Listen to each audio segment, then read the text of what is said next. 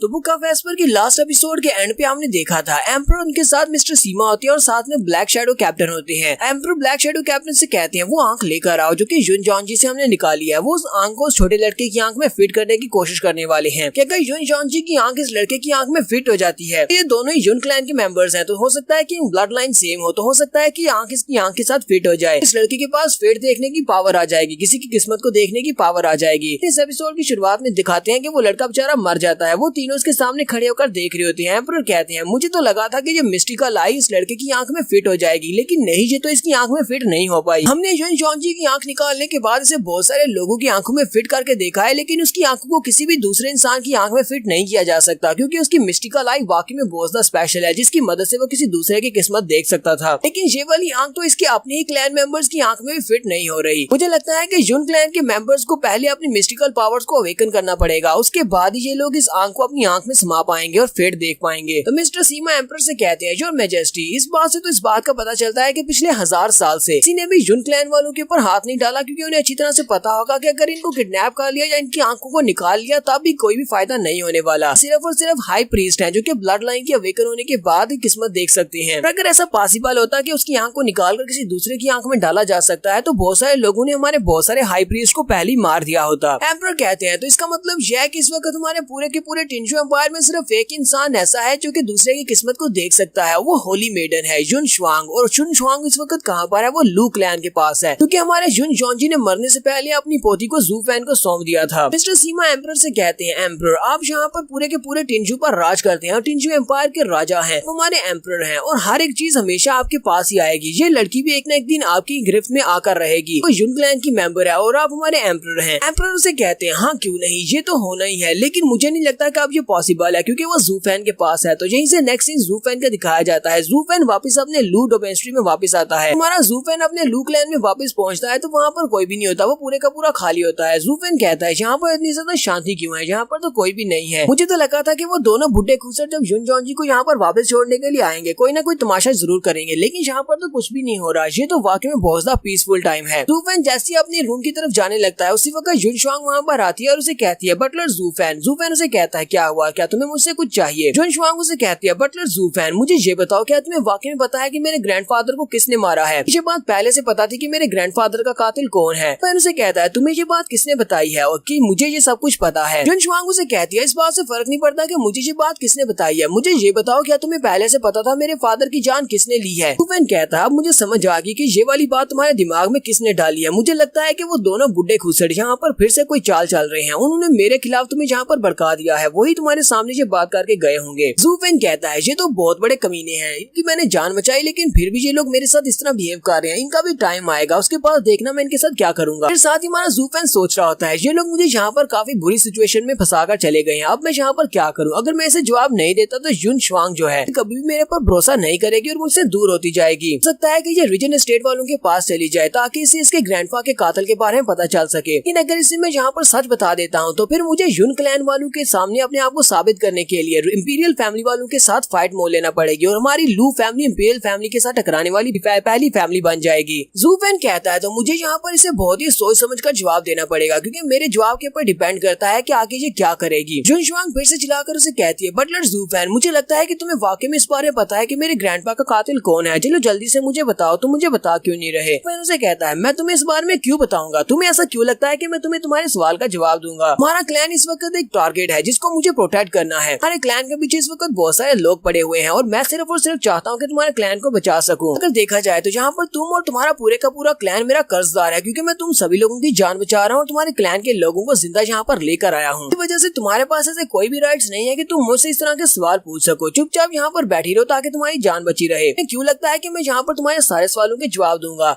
Hong भागती हुई उसके सामने वाली साइड पर आती है और उसका रास्ता रोक कर कहती है बटलर जू फैन चलो जल्दी से बताओ कि तुम्हें क्या कीमत चाहिए, जिसके बदले में तुम मुझे बताओ कि मेरे ग्रैंडपा का कातिल कौन है। जू फैन उसकी बात सुनने के बाद नौटंकी करते हुए कहता है क्या वाकई में तुम जानना चाहती हो? तो क्या तुम उस कीमत को अदा कर पाओगी जो मैं कहने वाला हूँ? शुआंग उसे कहती है हाँ मैं जानना चाहती हूँ, तुम मुझे बताओ कि तुम्हें कौन सी कीमत चाहिए। जू फैन हल्का सा मुस्कुराता है, उसके कान के पास जाकर उसे कहता है ये सिर्फ और सिर्फ तुम्हारे बिहेवियर पर डिपेंड करता है। अगर तुम मेरे साथ बहुत ज्यादा वफादार रहोगी और जो मैं करने को कहूंगा वो करोगी और मेरे साथ ही रहोगी तो फिर ठीक है, मैं तुम्हें इस बारे में बताऊंगा, मैं तुम्हारे हर सवाल का जवाब दूंगा। शुआंग उसकी बात सुनने के बाद शर्माना शुरू कर देती है और साथ ही उसे कहती है मैंने तो ऐसा सोचा भी नहीं था कि तुम इस किस्म के इंसान हो, तुम तो वाकई में बहुत ज्यादा वो हो, तो जहाँ पर दूसरों की कमजोरी का फायदा उठाने की कोशिश कर रहे हो, तुम जहाँ पर मौके का भी फायदा उठा रहे हो। तुम्हें पता है कि मैं इस वक्त बुरी सिचुएशन में, मुझे मेरे सवाल का जवाब चाहिए, इसी वजह से तुम मुझसे ये वाली बात कर रहे हो। वैन उसे कहता हाँ तुमने बिल्कुल ठीक समझा, मैं ऐसा ही हूँ, मैं हमेशा कमजोर के फायदा उठाता हूँ। तुम्हारे ग्रैंडपा ने तुम्हें इस बारे में बताया नहीं था कि मैं किस किस्म का इंसान हूँ, इसी वजह से तुम्हारे ग्रैंडपा ने तुम्हें मेरे पास भेजा था। अगर चाहूँ तो मैं किसी को लूट सकता हूँ, किसी को इस्तेमाल कर सकता हूँ, कि जान भी ले सकता हूँ, और जो मुझे नहीं चाहिए मैं उसे किक मारकर बाहर भी फेंक देता हूँ। वैन उसे कहता है चलो जल्दी से बताओ क्या तुम मेरी इस ऑफर को एक्सेप्ट करोगी, तुम एक्सेप्ट करती हो तभी मैं तुम्हारा साथ दूंगा। वैन खुद भी इस बात से काफी हैरान होता है क्योंकि वहाँ पर श्वांग अपनी मुट्ठी को बंद करते हुए अपने कपड़े खींच रही होती है। तो वैन सोच रहा होता है ये इतना अजीब सा रिएक्शन क्यों दे रही है। श्वांग उसे कहती है मुझे सोचने के लिए थोड़ा टाइम चाहिए, मैं अभी इसके लिए तैयार नहीं हूँ, और वो वहाँ से भाग जाती है। असल में श्वांग जहाँ पर सोच रही है शायद ये इसको अपनी बॉडी के साथ पे करने का कह रहा है, दोनों ही यहाँ पर उल्टा सोच रहे हैं। तो वैन कहता हाँ क्यों नहीं, ठीक है तुम अपना टाइम ले सकती हो, सोचने के बाद मुझे जवाब दे देना। उसके जाने के बाद ज़ूफेन सोच रहा होता है इसमें सोचने वाली ऐसी कौन सी बात है, मैं तो सिर्फ इसकी आंखों को यूज करना चाहता हूँ, मैं चाहता हूँ कि ये मेरे साथ वफादार रहे। मैं इसे कहूँगा मुझे किस्मत के बारे में देखकर बताओ कि दूसरे इस वक्त क्या प्लान कर रहे हैं, मुझे बस बता दे, मैं तो सिर्फ इससे इतना ही चाहता हूँ। तो यहाँ पर इस तरह सोच रही है जैसे कि मैं इसके साथ सोने के बारे में कह रहा हूँ। तो फैन कहता है चलो छोड़ो इसको, ये अपना फैसला जल्दी करके बता देगी, फिलहाल मुझे युनहाई के पास चलना चाहिए और जाकर उसे कुछ लेसन देते हैं। ज़ूफेन अपने रूम में वापस आता है तो वहाँ पर युनहाई, जिया और साथ में प्रिंसेस योंगनिंग वो तीनों होते हैं। वो तीनों इसे देखकर काफी खुश होते हैं। योंगनिंग चिल्लाकर उसे कह दिया तुम इतनी देर से कहाँ पर थे, मैं यहाँ पर कब से तुम्हारा इंतजार कर रही हूँ, इसलिए कई दिनों से यहाँ पर बहुत सारा काम था और मुझे यहाँ पर तुम्हारे बहुत सारे काम निपटाने पड़े हैं। ना कि मैं एक प्रिंसेस हूँ, मुझे इस वक्त अपने पैलेस में होना चाहिए था, लेकिन मैं यहाँ पर तुम्हारे लू क्लैन की हेल्प कर रही हूँ। अब वहाँ पर चुपचाप खड़े देख क्या रहे हो, चलो जल्दी से यहाँ पर आओ और मुझे थैंक यू बोलो। वैन उसे कहता है प्रिंसेस योंगनिंग तुम्हारे जैसी एक ग्लास यहाँ पर क्या कर रही है, तुम्हारे जैसी प्रिंसेस का हमारे लू क्लैन में क्या काम है। वो आगे से चिल्लाकर उसे कहती है ये क्या तुम किस तरह की बातें कर रही हो, मैं एक प्रिंसेस हूँ, तुम्हें मेरी रिस्पेक्ट करनी चाहिए, तुम यहाँ पर मुझे लेस कैसे कह सकते हो। इस बात की समझ नहीं आ रही कि तुम्हारे बाप ने तुम्हें रूम में 1 साल के लिए बंद रहने का कहा था, फिर तुम यहाँ पर क्या कर रही हो। योंगनिंग चिल्लाकर उसे कहती है तुम्हें इस बात से क्या फर्क पड़ता है अगर मैं यहाँ पर आती हूँ, तो क्या तुम इसको बर्दाश्त नहीं कर सकते। मिस्टर जिया आगे बढ़ती है और प्रिंसेस योंगनिंग से कहती है प्रिंसेस योंगनिंग तुम्हें इसके साथ इस तरह बात नहीं करनी चाहिए, तुम्हें पता तो है ये किस तरह का इंसान है, ये ऐसा ही है, इसे किसी की परवाह नहीं होती, किसी के लिए भी चेंज नहीं होने वाला, अगर तुम्हें ये पसंद नहीं है तो बस इसको अवॉइड करो। योंगनिंग चिल्लाकर उसे कहती है तुम्हें किसने कह दिया कि ये मुझे पसंद नहीं है, अगर ये मुझे पसंद नहीं होता तो फिर मैं यहाँ पर होती ही क्यों।